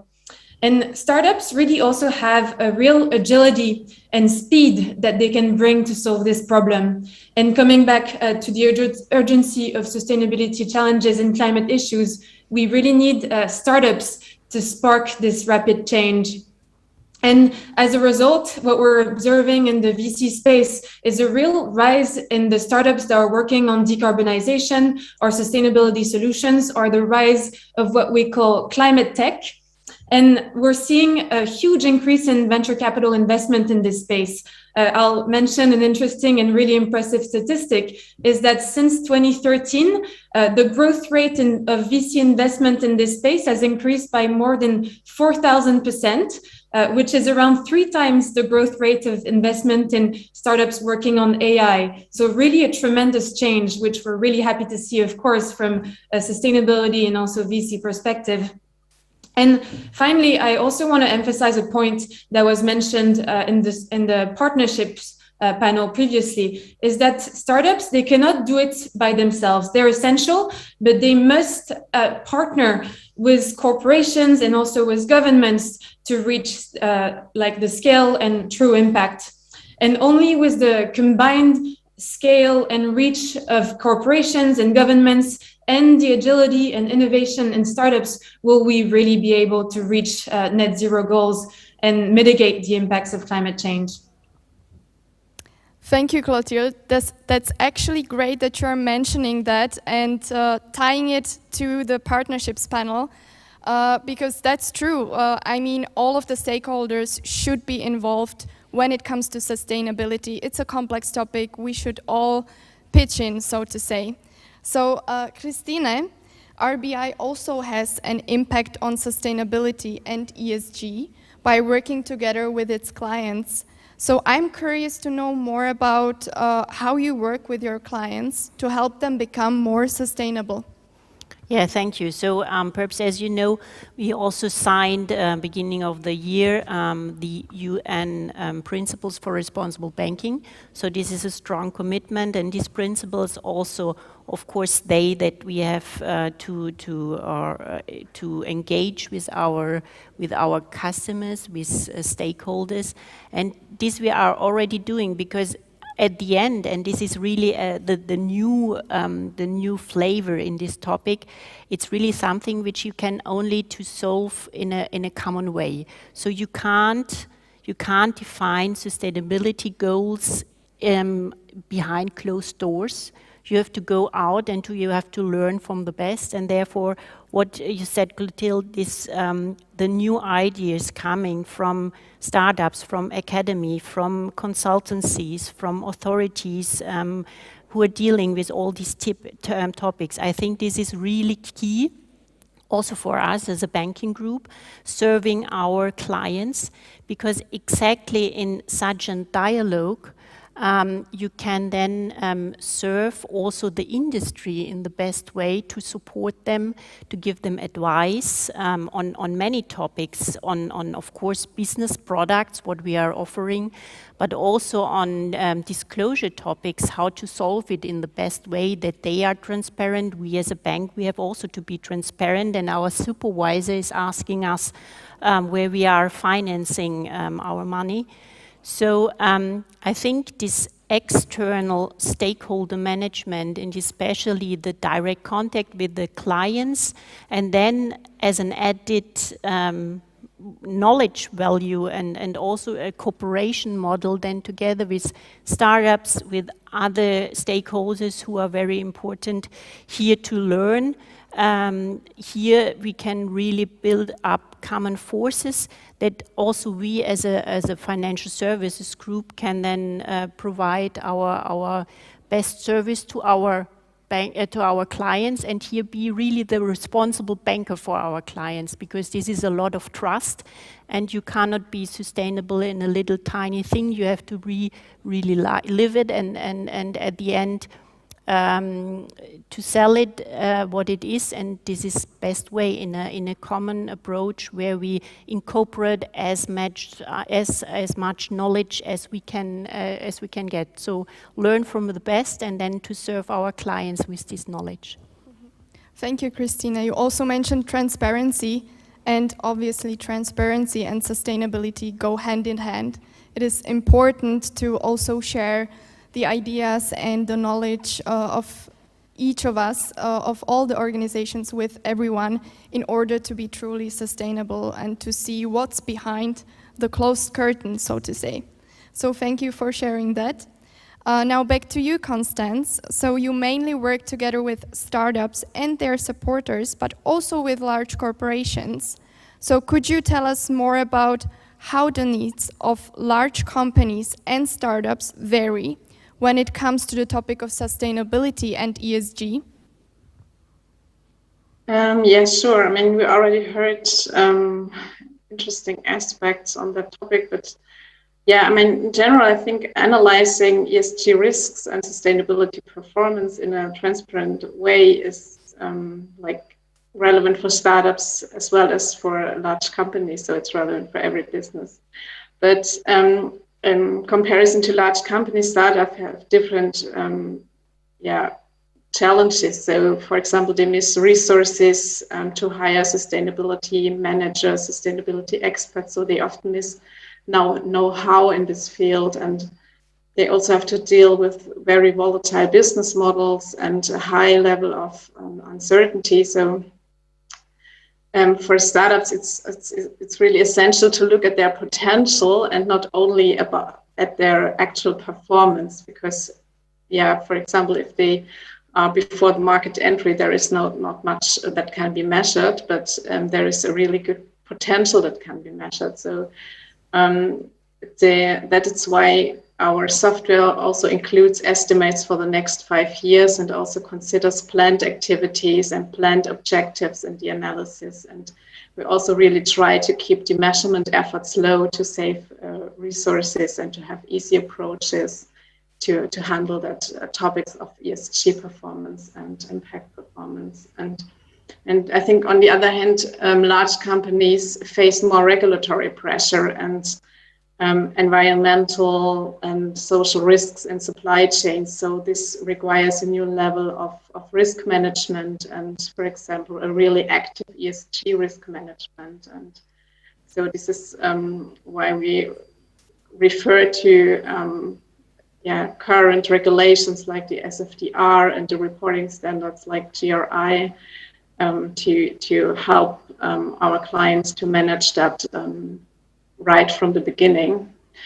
And I think both, Clotilde also already mentioned, both have really good new market opportunities referring to sustainability orientation. So in the area of clean technologies, for example. And so if large companies would like to exploit or discover new markets and new business models, it's really interesting for them to look at their impacts before and to analyze the impact potential of new innovations and new business model to really get an idea of the positive and negative consequences which are connected to these.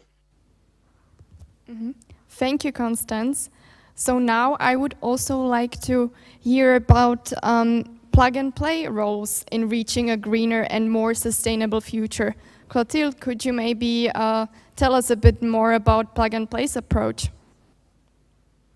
Yes, of course. So I think that plug-and-play can really help scale those sustainability innovations via accelerating this collaboration between startups and corporations via our ecosystem of startup that we have, our accelerator programs, or also our more like corporate innovation services that are tailored to given corporations. And as I previously mentioned, given the urgency of climate and sustainability challenges, we need to act fast, and plug-and-play can be this accelerator, this middleman to form these value-added partnerships between corporations and startups, and for ultimately those decarbonization solutions to scale fast.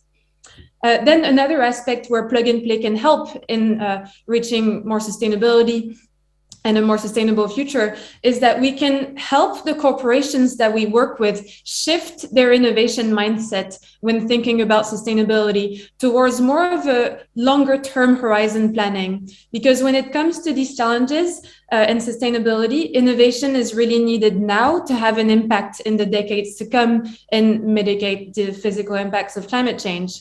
And finally, on the venture side, by investing in early stage startups in the climate and broader sustainability space, we can help de-risk those emerging and more cutting edge technologies. And I'll cite an example of a startup that we invested in last year, which is working on a really cutting edge solution in direct air capture. Capturing CO2 directly from the air. This company is called Herloom. If you haven't heard of it, check it out. But we can really help de-risk those initial technologies by providing the initial capital. So overall, I think plug-and-play can really be an accelerator in driving more sustainability. Thank you, Clotilde. And I'm afraid we are unfortunately out of time, but thank you so much for sharing your insights and for this fruitful and really insightful discussion.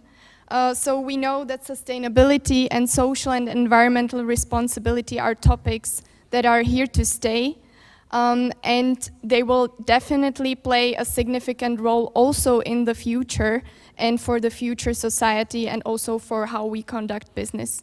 So thank you so much for joining me here, Christine, you on stage, and Clotilde and Constance virtually. Thank you so much. Bye. And have a great evening.